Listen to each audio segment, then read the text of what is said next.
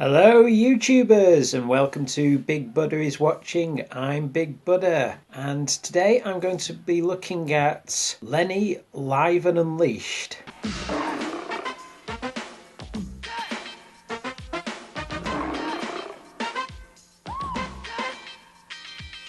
Lenny Live and Unleashed is a 1989 concert movie featuring the comedian Lenny Henry. It was filmed on celluloid. I've always assumed that it was at least intended to have a theatrical release, but I think it might have been released straight to video. If anyone knows for sure, feel free to let me know. I know it was certainly available on VHS, and you can find the VHS cover all over the internet if you Google this film. But I first saw it when it was broadcast on TV in the early 90s. I must have watched it more than I realised, because when I watched it again the other night to reacquaint myself with it, I found out I could quote vast chunks of it actually, word for word. Why should cats have all the flaps? I don't have a man flap. A little spider doesn't have a little spider flap. So how come cats have the monopoly on flaps? Take your cat and your flap and bugger off.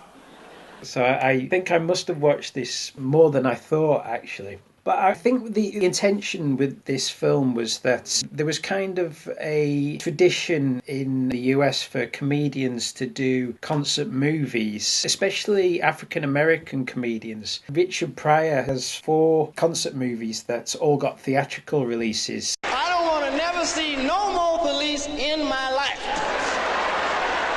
at my house taking my ass to jail.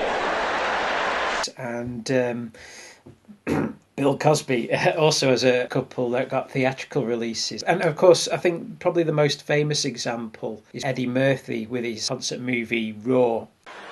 Hey, let me have a box of Juicy Fruits and let me have some bonbons. I think I'd have some bonbons there. And let me have some Junior Mints and give me another box of Juicy Fruits and the niggas are going to pay for it.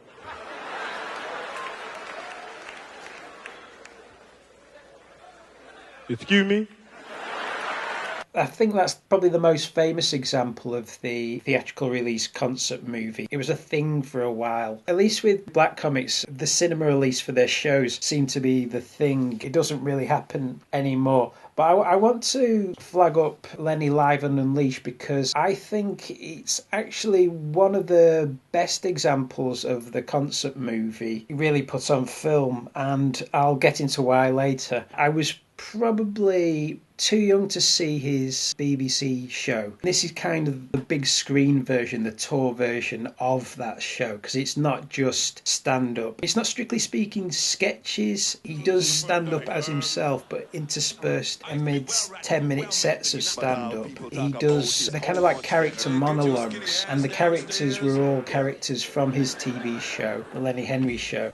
I believe in the women's movement. So the film, there's a writing credit on it. It's credited to both Henry and the comic writer Kim Fuller. I don't know if Kim Fuller had a hand in the material. I suspect maybe. I'm not sure, because there is a sort of 10-minute intro to the film. It starts off with a very funny scene of Henry being driven to the gig in a cab by Robbie Coltrane.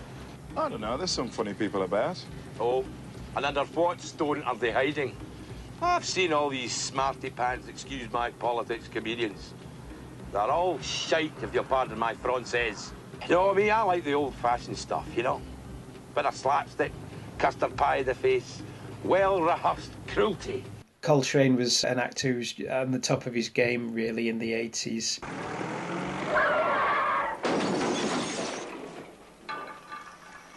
Now that is real comedy. Stupid bastard, why didn't you watch where you're going? You're blind or something? You're not supposed to drive a cab if you're blind. Then you have Henry enter the theatre, and this is really where you get to see some of Henry's range, because there's 3 fantasy sequences where he runs into his US counterparts, the US comedians that he's really trying to emulate, and he pays homage to them. But they're all played by him doing impressions. So first off, he walks into the bar and meets Steve Martin. Hi, Len. Welcome to Steve's Comedy Bar. Many people come to me and they say, Steve, how can you be so fucking funny? Well, let me tell you, it takes a lifetime of practice. I'm talking about, of course, the lifetime of a small asthmatic chipmunk. Okay. Sorry, I went to the Bahamas for a second. Then you get him running into Richard Pryor. Hey, Jack! Yeah, that's right. It's me, Richard Pryor, giving your big Dudley ass some advice. This I can remember being the first reference I ever heard to Richard Pryor getting burned.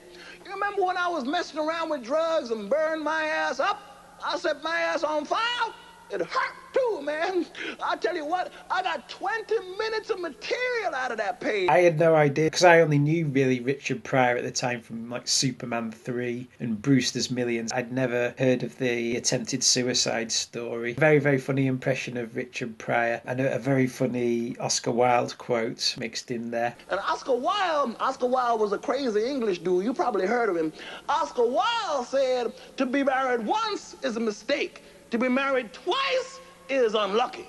To be married 3-4 times, you either a comedian looking for some material or a crazy amount of money. Then you get him in the dressing room and he's talking to Eddie Murphy. Hey, Len, you want to do some comedy? You got to wear tight leather pants like this, man. You got to wear them right up in your butt cheeks like this. Real tight, right up here in the crack of your butt cheeks like this.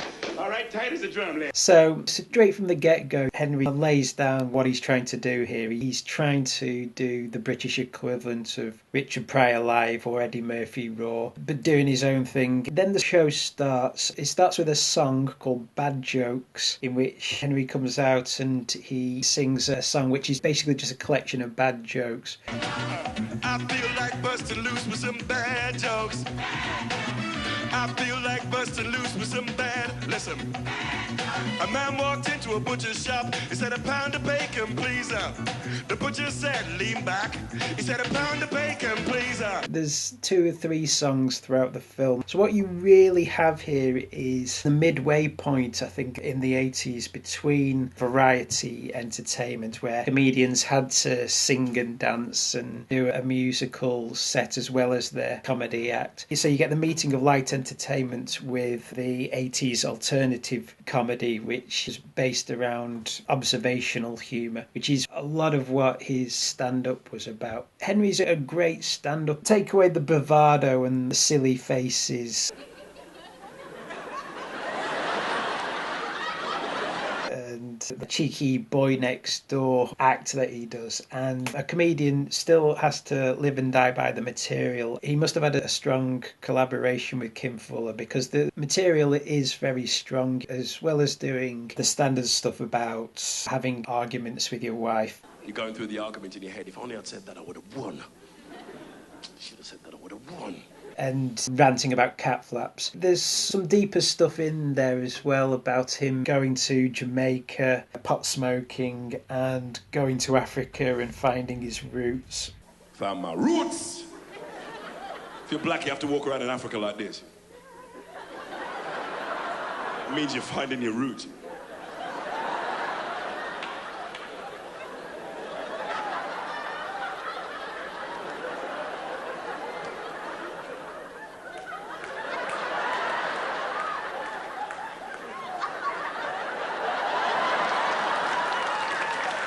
And lastly, there's stuff about his mum in there. My mum used to look at me, "Len, where you going?" "I'm going to the discotheque." Discotheque? Discotheque? Discotheque off them ugly clothes and go to your bed.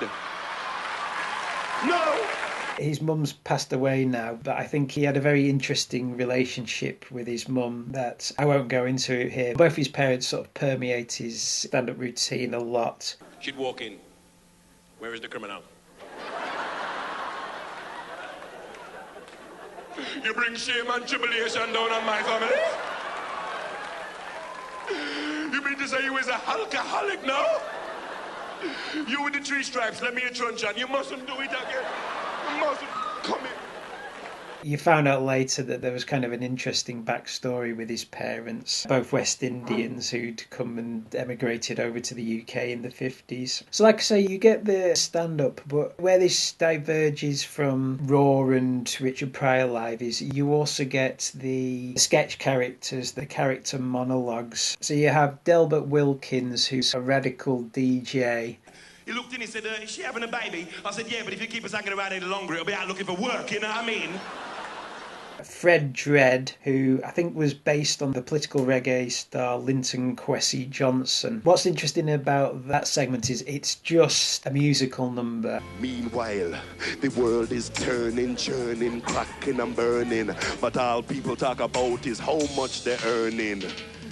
And it's not even strictly speaking a comedy musical number. It's a pretty good reggae song with some pretty good lyrics, so it's not really a parody of Linton Kwesi Johnson. It's a loving homage and a song that could almost be something that you would have heard in the reggae charts in the 80s. Angry, political, dealing with global themes and global issues. The freedom train to salvation is now waiting patiently at the station. It will take anyone who is surviving, and Nelson Mandela will be driving. Don't need a pass, equality at last, it's all first class. Lenny Henry's a comedian I have a lot of time for. I mentioned him in my Neverwhere review by saying that I don't really think he gets the kudos because he is seen as Mr. Light Entertainment, but I think that does a disservice because he's a man of good taste. He's a major comic book guy, he's a really good actor, he's been successful in Shakespeare in recent years, so he's a man of very diverse taste and very, very talented. I was a big fan of his sitcom Chef, and Lenny Live and Unleashed was really the thing that showcased for me personally what a great talent he is in the world of comedy. Then you get the character dirty, low-down, finger-licking hound dog Smith, who's the standard bluesman character. I used to live in the deep south, but I did not like it there. Black folks got to blame for everything. Woman lost her purse, black folks got to blame. Somebody robbed the bank, black folks got to blame. I was put in the Alabama State Penitentiary for 20 years. When the Titanic sank.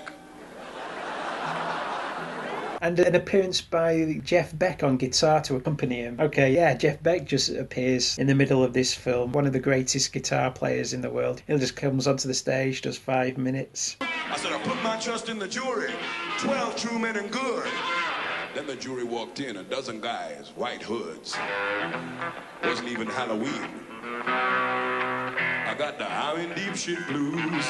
The bluesman character was a staple comedic actor's character that they went to. It's very similar to the... I'm not saying one was trying to emulate the other. I'm sure they weren't. I don't even know if these two comics even know of each other's existence. But Kevin McDonald in The Kids in the Hall also does a bluesman character. I got the blues so bad every line that my eyes be popping wide open. I gotta call up a friend and say, buddy, get on over here. Shut my eyes for me. I got the blues. What's interesting about Lenny Henry is you have an Afro-Caribbean playing a Deep South bluesman, and in the case of Kevin McDonald you have a Caucasian middle-class Canadian playing a bluesman. I'm not saying one was funnier than the other, but at least through today's eyes it was probably more appropriate that Henry played an aging bluesman. He never really broke America. I think if he was an up-and-coming comedian now, I think he definitely would break America, but it just wasn't the course for British TV comics in the 1980s. You did year British TV work, and that was the height. He did have one stab at cracking the American market, but not as himself. It was as an actor. He made an American film. True Identity. It was a terrible film. I saw it once years ago. I might do a full video of it in a future episode. But from what I can see, I think it was probably just a rejected Eddie Murphy script. It's a terrible film, but he's really good in it. The plot of the film is he has to go into hiding, so he disguises himself as a white man. So not only does he play an African American, he also has to play a white Italian American in the film as well. And if you're going to watch the film, it's really not worth watching, but it's almost worth watching just for Henry's performance alone. The unit itself has 7-foot-high ceilings that are highlighted with a kind of a synthetic gold flex. It's Lord Percy Chisley P.D. Smythe of South Worcestershire upon Avon speaking. It was probably too pat a vehicle for him to really launch him into the American market. Like Rick Mail with Drop Dead Fred, it's a shame that he only really had the one stab at it, and it didn't really happen for him because, like I say, I think if he was on the up now, he would have a better chance at cracking the American market, definitely. The last two characters in the film are Deacus, who's Henry's aging, lovable, old West Indian gentleman. The great thing about Deacus is it really shows Henry's timing. But that was a long time ago. I was a young man then. Young man.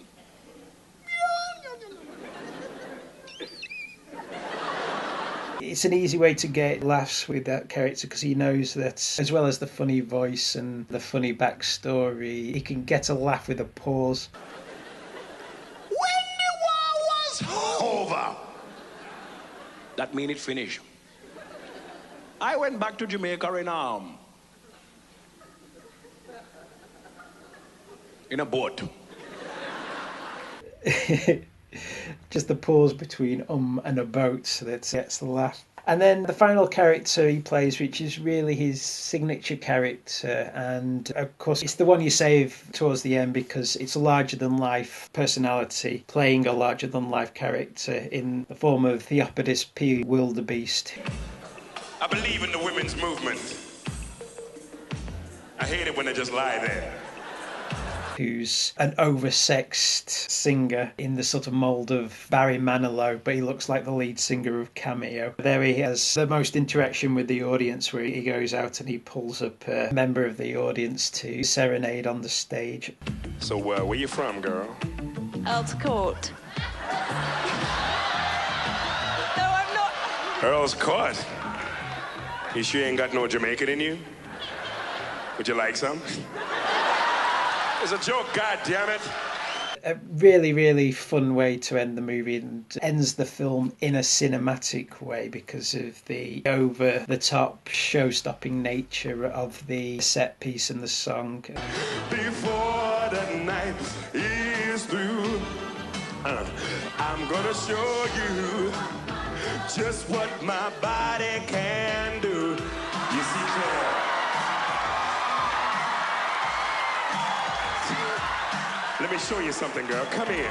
And that's really why I think that Lenny Live and Unleashed is a better movie, I think, than its American counterparts, because in the case of Eddie Murphy and Bill Cosby and Richard Pryor, that was just strictly stand-up. At the end of the day, it's hard to make just one man standing at a microphone for 90 minutes cinematic, but the fact that Lenny was still kind of trading on his light entertainment / variety persona, but mixing a bit of edge in there, a bit of alternative comedy. The variety nature of the film makes this the most cinematic of all the 80s concert movies that came out at the time. And so I hold up Lenny Live and Unleashed as being the best example of that slight subgenre of films that were around then. Yeah, that's all I've got to say. Lenny Live and Unleashed. At least when I watched it in the 90s, I could watch it over and over again. You can watch the whole thing on YouTube now, and a lot of the comment sections I noticed said the similar thing. They said, my God, I haven't seen this for years, but I found I could quote along to it when I watched it, and